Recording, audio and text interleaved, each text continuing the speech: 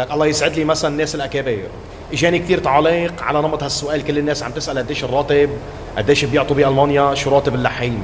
هون كل شركه بتعطي شكل، كل شركه لها سيستيما. معك من 13 يورو لل 20 يورو على الساعه. اللي بيلحم كل شيء ارجون وماج وبيلحم جميع انواع المعادن وبالاضافه للالمينو بياخذ من ال 15 لل 20.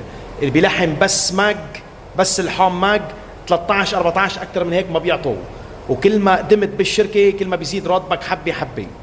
بالنسبه للارجون اذا بتلحم انت ستانلس ستيل وكروم وحديد بس يعني هيك وما بتطبق على المخطط ولا بتعمل شيء، تاخذ لك بين ال 14 وال 16 يورو على الساعه.